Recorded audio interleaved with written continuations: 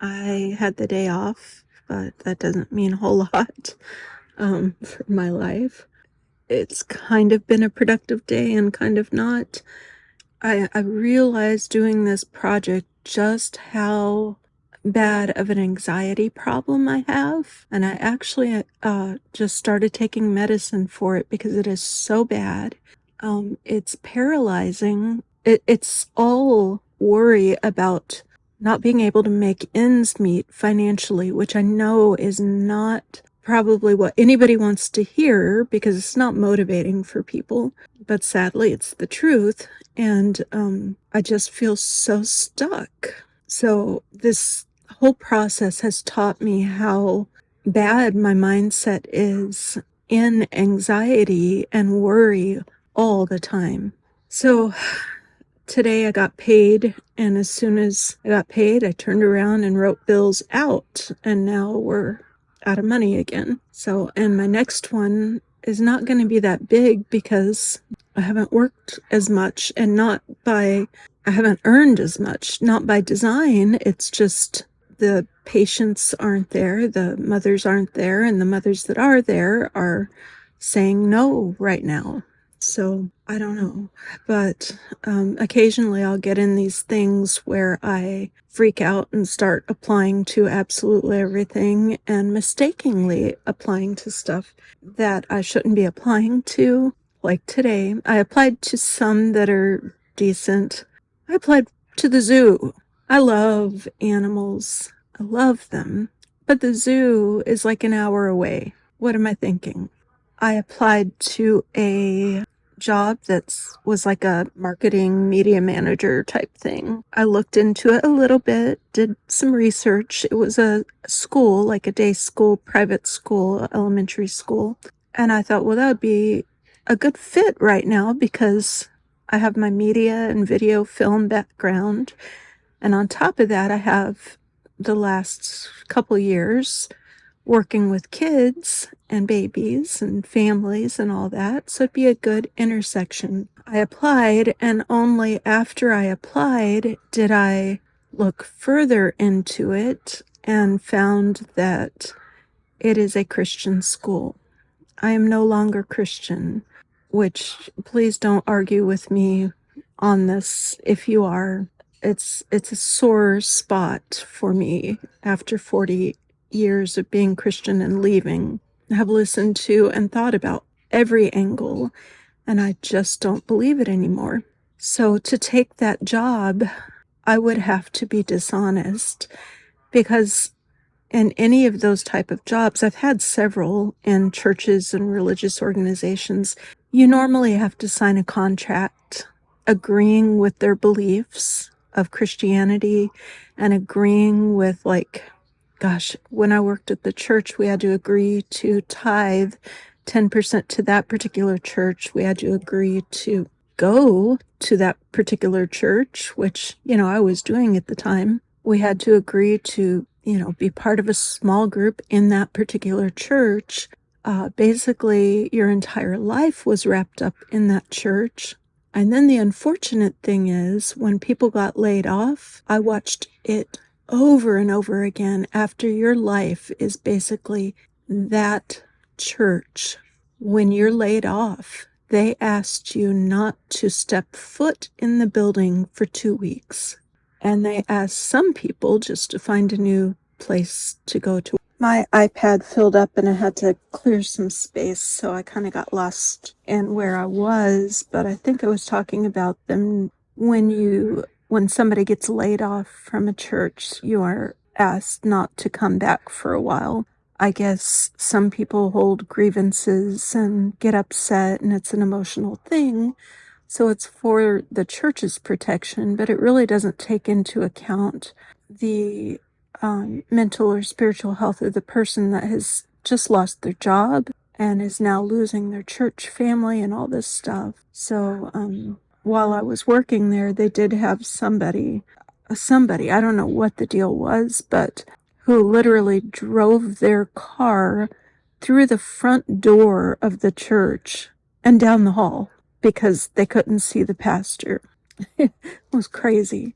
It was a huge megachurch. When I started, it was only 2,000 people, and they had just brought in a new pastor.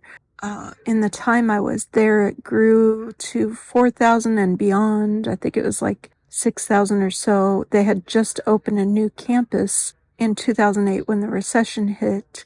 And then after I left and things picked up again for them, and I was in another state by then, they opened campuses all over the world. They had a church in Australia, and it was doing really well. I don't know how it's doing today, but I know that the majority, if not all, of the staff that I worked with is now gone. I think the pastor's still there, but like the rest of the staff probably is nobody I would even know anymore. I don't think that I would feel in good conscience to sign a statement that I don't really believe in. And even though I, hold good morals and, don't do drugs or sleep around or any of that, and they ask you on those forms if you do that stuff, I could sign that in good conscience, but the belief part, it wouldn't be truthful if I did. Anyway, so we'll see. I don't know how that is gonna go down, but it's just one possibility out of many. I also accidentally applied for a sports video job. All I saw was a video job at a university, and I thought, oh great, and applied without reading. Nowadays you don't go into the place, you don't form a relationship with people, you just send off resumes online, and I feel in a state of desperation as I'm doing it. And so I get in these states where I feel desperate because I know there's not much money in my bank account. I get scared, and that's what happens. So that's the type of day it was for me. I did get the gratitude thing done, my day 2 of gratitude done this morning. And my day 2 was that I'm grateful for being in the Burr months. So September, October, November, December, it's my absolute favorite time of year. Kind of wish I lived in a colder climate that actually got seasons. I live in Florida, so I get the hurricanes and the heat. But at least it's cooling down, and we have the, seasonal decorations coming out and stuff like that, which I really enjoy. And my birthday's in October, so, I always look forward to that. And I love Thanksgiving, Christmas, and Halloween and all that. So Christmas is my absolute favorite holiday. Other than that, let's see. I think I've talked before about the little kitten from next door. I can't remember, but there was 2 kittens from the couple next door, family next door. One was, I think they were both little girls. One was normal, and the other one had some special needs. She walked with her head to the side, and her little butt kind of went to the side, and she was really shy. Well, the normal kitten was coming over, and I absolutely fell in love with that kitten and have not seen it since late July. It was around the time that the couple next door was having so many issues with police coming over and stuff, so I'm hoping best case scenario, it looks like the wife has left and the wife took that kitten with her. I'm hoping. The little wonky kitty that runs into everything and falls over and stuff, something happened to it. That one finally got brave and started coming to our house and hasn't left our house. It's been a few weeks, and we just love her. She's so sweet. She has no sense of coordination or balance. She knocks stuff over left and right, like constantly. She falls over like all the time. And frankly, I've been a little bit worried about her because she'll jump on top of a ledge in the bathroom. And if you're standing there, she'll lean towards you and just fall towards you. And she's not going to land on her feet with the way she is, or her paws. She just kind of falls and you have to catch her. So this morning, she came into my bedroom. She wouldn't eat breakfast. She came into my bedroom and just kind of sat by the chest of drawers. And I picked her up, and she kind of cried when I picked her up.